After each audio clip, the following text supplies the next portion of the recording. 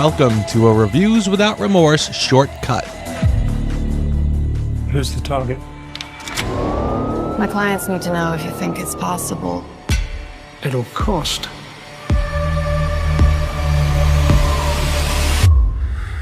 The Jackal is an elusive assassin who makes his living carrying out hits for the highest fee. He soon meets his match in a tenacious British intelligence officer who tracks him down in a thrilling cat-and-mouse chase across Europe. 2024's The Day of the Jackal TV series. It's very rare for me to be able to sit down and binge-watch an entire season of a show in one sitting. So when the moment actually arose for me to do so, I wanted something new, something that grabbed me right from the start and didn't let go until the very end. And The Day of the Jackal did just that. Now, I'm a little biased. I actually read the 1971 book. I love the 1973 adaptation starring Edward Fox.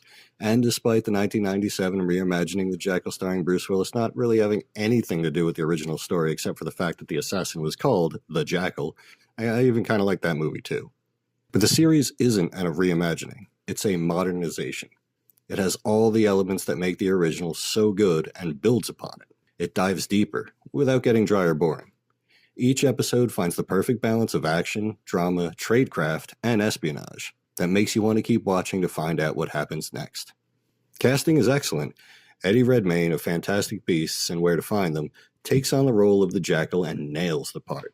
Not only is his acting flawless, but his eyes can portray the loving husband and father to the absolute predator that the Jackal is in an instant, which makes it impossible to tell whether he's being emotionally sincere or conning his way out of a jam. The other main lead is MI6 agent Bianca Pullman, played by 007 herself, Lashana Lynch. Now, as much as I hated her character in No Time to Die, I really liked her in this role, and she gave a solid performance, especially during the intense and frustrating moments her character gets into. For your consideration, I have an affinity for iconic movie guns. James Bond's PPK, the Colonial Space Marines M41A pulse rifle, Deckard's blaster from Blade Runner, Leary's polymer Derringer from In the Line of Fire, and of course, the Jackal's bespoke sniper rifle. I loved how this series took the idea of the breakdown sniper rifle disguised as a crutch and instead of changing it completely, paid a very fitting homage to it. But my favorite scene is a shot-for-shot recreation of the iconic test firing scene, and it was, chef's kiss, a very fitting homage. Redmayne's reactions, his mannerisms, movements, even the camera angles, and his outfit were a match. They really did the original respect here. Who asked you? Well, as you could tell, if you didn't already know, I'm a big gun guy, and The Day of the Jackal takes the typical Hollywood firearm liberties that annoy the piss out of me. A 50 BMG sniper rifle that's as quiet as a mouse fart and has no recoil.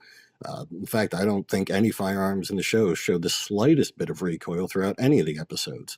And I understand it's a British show, but I'm a damn beer-drinking, God-fearing, gun-toting American that I can recognize an airsoft gun when it's on screen when I see one. Your M4 is going to be empty if you only pull your charging handle back 2 inches, and don't tell me they were doing a check of the chamber for a round, because you have to cant the gun to actually look at it and see that there's a round in there, and that never happened. Anyway, The Day of the Jackal is an action-packed thriller full of holy shit moments that make you want to pound the skip recap and skip intro buttons to get back into the story as fast as possible. I'm scoring 2024's The Day of the Jackal series an 8.8, and I cannot wait to dive into Season 2. Thanks for listening to the Reviews Without Remorse podcast's Shortcuts. Join Joe, Kyle, and myself here every Thursday for new full-length movie reviews and commentary. You can also find our episodes on our YouTube channel. Check the link in the description. All clips in this podcast are for commentary and critique and are considered fair use. No copyright infringement is intended.